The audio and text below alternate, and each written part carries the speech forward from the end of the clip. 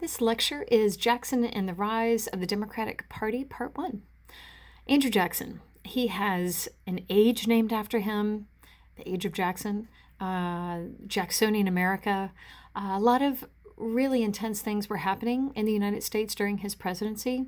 And, his leadership style and him as actually a person, his policies, they were very controversial at the time. In many ways, you either loved him or you hated him. But the one thing that historians really reflect on about his presidency is they ask this question: is Andrew Jackson the first modern president? Meaning, is he doing things that presidents now do today? Really, if you look at all the things that he did, in many ways, this answer is yes. He was the first president to use the power of veto like no other. I mean, other presidents before him, they were very hesitant to do that. And think of all the presidents that followed Andrew Jackson, and even in the modern day, in the present day, I mean, the veto power is well used. He was also one of the first to have a team of advisors, personal advisors, that were outside of his cabinet to make recommendations. Things like this hadn't been done before, but again, modern presidents definitely do this. The one other thing that definitely marked a difference from his predecessors was that he used the media like no other. He had an insane amount of charisma.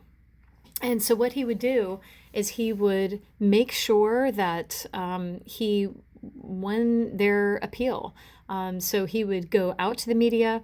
He would do whatever he could to win them over. And he was really the first one that campaigned from, in person and gave speeches in person. Just realized that George Washington, in his various presidential addresses, he never did them in person. He just wrote them, and they were printed in the newspaper, and people read it.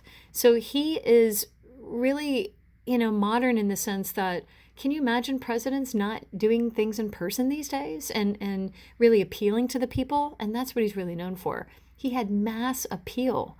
Again, he was well loved by many. And again, he was also well hated by many after, his presidency made some mistakes, as historians have judged him for. But again, all these things are very traditional in modern presidents. He also really appealed to the people, the commoner. He had a very simple background. In many ways, he saw himself as a self-made man. He educated himself, and he essentially rose through politics on his own. He didn't have help per se. So, there is this issue of, is he a social leveler? The idea that he promoted this concept, that he promoted himself as just like one of us.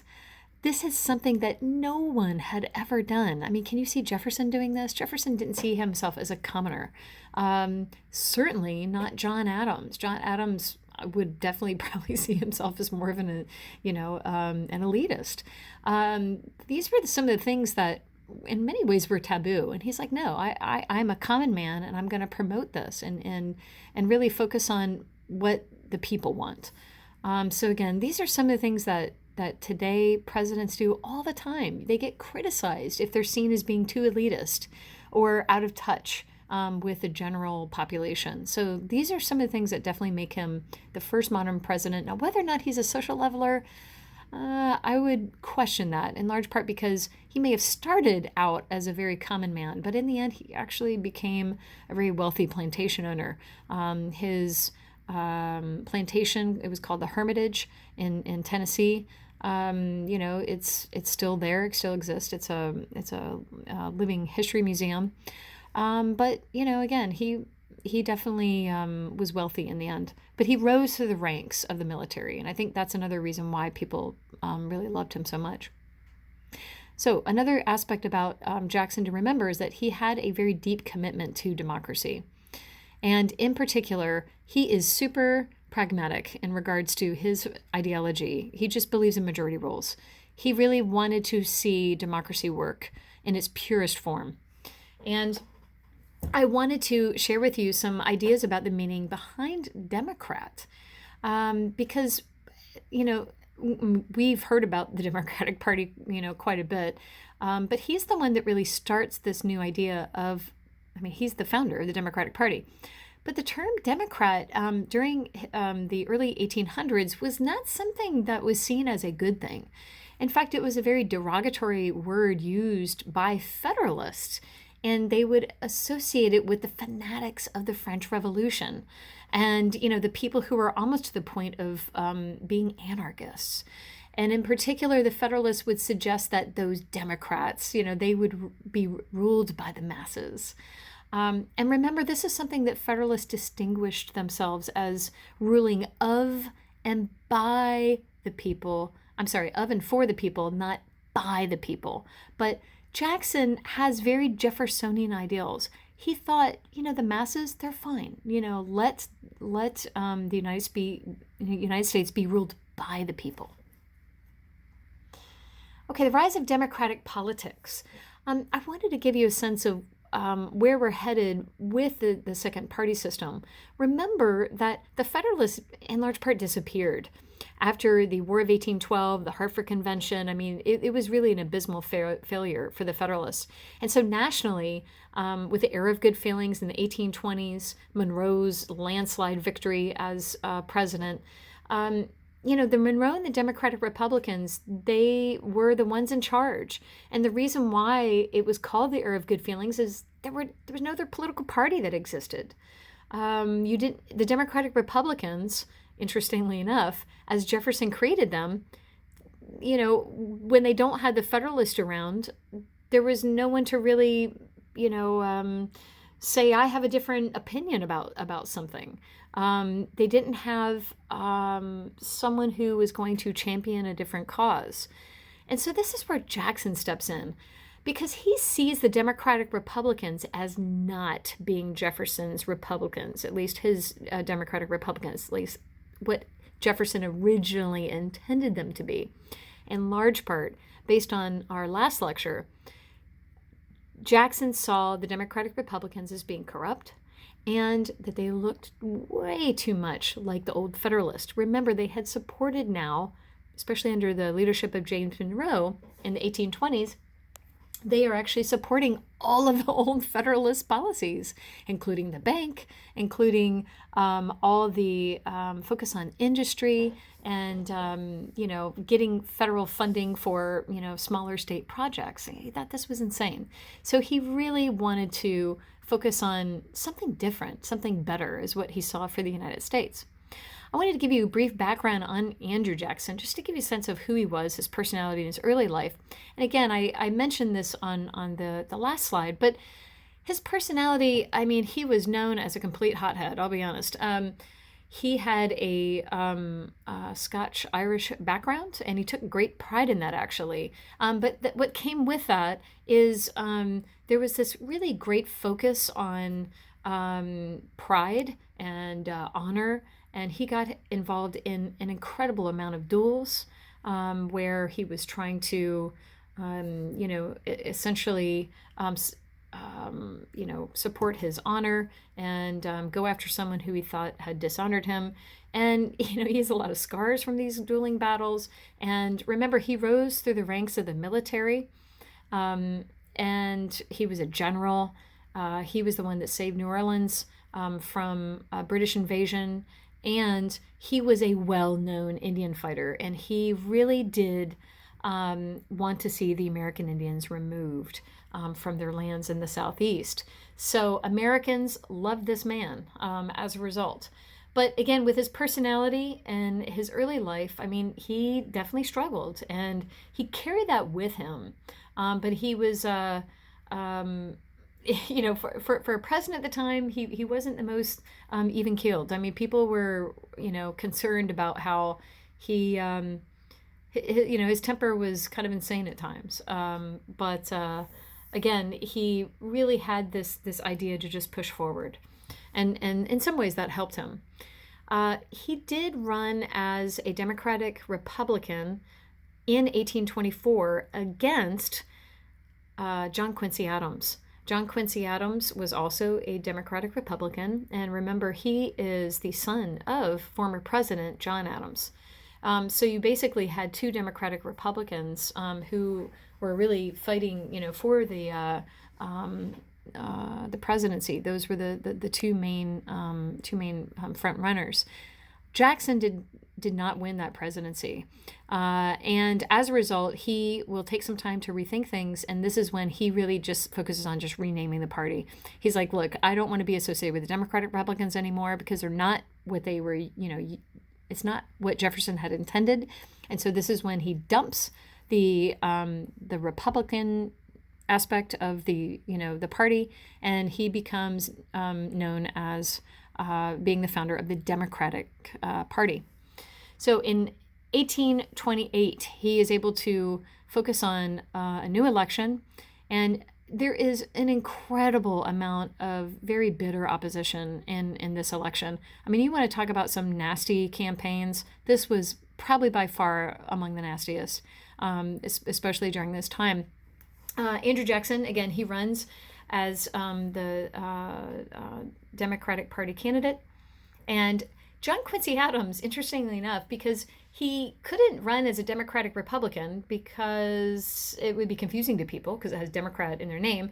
So he essentially reorganized the party, and they were called the National Republicans. So he's running for re-election. In many ways, he's got a little bit of an easier time. But John Quincy Adams, a lot of, suspicion was sort of followed him. He actually dug up a lot of stuff on Andrew Jackson, and Andrew Jackson's people also dug up stuff on John Quincy Adams. John Quincy Adams was definitely viewed as, by a lot of people, as being an elitist. I think the presidency of John Adams didn't help that. I mean, he was definitely, the son of a president, a former president, so but he was already president once, but he had some missteps. But the really, in many ways, a tragic aspect about this election is that John Quincy Adams had a team of people who, and of course, he didn't necessarily have direct involvement, or at least he wouldn't say, but they found that they dug up a bunch of dirt on Andrew Jackson. Now, Andrew Jackson is a slaveholder, so that's a big strike against him, especially if you're from the North. At that point, they were already starting to say, this is not something we want to, commit our country to, which was slavery. But Andrew Jackson, at this time, had a wife, and she was so beloved by him. Her name was Rachel. They wrote love letters back and forth. I mean, they had a really intense relationship. Well, John Quincy Adams found out that Rachel never got an official divorce from her husband, her previous husband. What she had done is she just basically left him. And this was a common tradition in the backcountry. I mean, they're in Tennessee. They don't necessarily have court of law. And it was also a Scottish tradition as well, where you just, if you're finished, you just, you walk off and you can marry someone else. It's like a backcountry divorce. But unfortunately, it was found out that she had never gotten a divorce. And there was an accusation that Andrew Jackson had basically threatened her former husband because he had fallen in love with her while she was married, and threatened her former husband, like, if you don't disappear, I will kill you. Now, again, that's part of the myth and legend, but all this stuff got out. And so basically, in the newspapers, it was splashed everywhere that Rachel, not only was she a bigamist, and at that time, even today, if you're a bigamist and, you hadn't intended on being a bigamist through religious reasons or something, I mean, it's a big deal. They also called her horrible names, like they called her a whore, and this was all in the newspapers. I mean, even today, this would be very scandalous and very hurtful. So Rachel was so upset by all this, she fell into an incredible sickness. So she was probably suffering from depression, is my guess. Anyway, she got very sick, and this really was devastating to Andrew Jackson. And Andrew Jackson did win the election, but on the eve of his actual inauguration, she died. And he would never really recover from that, I think, emotionally, and he would forever blame his enemies. For example, like those National Republicans, John Quincy Adams, all that gang, he really felt that they were truly responsible for the death of his beloved wife. So again, it was just a very, very sad story. And again, I think that did a lot of damage to him in many ways, because he was so much. If you ever, I've actually read some of the letters between them, and they're very intense. I mean, they had this very intense relationship. So Jackson's administration. Again, his administration, political policy, majority rules, very straightforward. I can't be more straightforward. This is a funny cartoon of him, a political cartoon. He's in his full, uniform as a general, and he's trying to essentially, be the bigger man of Washington, D.C. So internal improvements. His idea of majority rules. If you have internal improvements, meaning if you want to build the Erie Canal, in the North. He says, if it benefits the majority of Americans, absolutely, the federal government should help fund that. If not, states should do it. So again, it's very straightforward. The idea of states' rights. There's often a confusion about Jackson that he just really focused on states' rights and didn't really want to see the federal government do much of anything. It's actually not true. I mean, he's Jeffersonian, like the original form, in that he believes that a lot of the things states really should handle, especially if it's more state in nature. The people who benefit, if they are only in that one state or two states, then they should fund that, not the federal government. But where he clarifies this is he believes in perpetual union. It was very clear. He believed that if in any way, shape, or form the federal government was being endangered in some way, shape, or form, he would go after you. He would make sure that the federal government stayed in a perpetual union, that we are working together, and in no way would we actually have the states overtaking the main sovereignty of the United States, if that makes sense. Okay, I'm going to stop here, and we will go to the next video, part 2.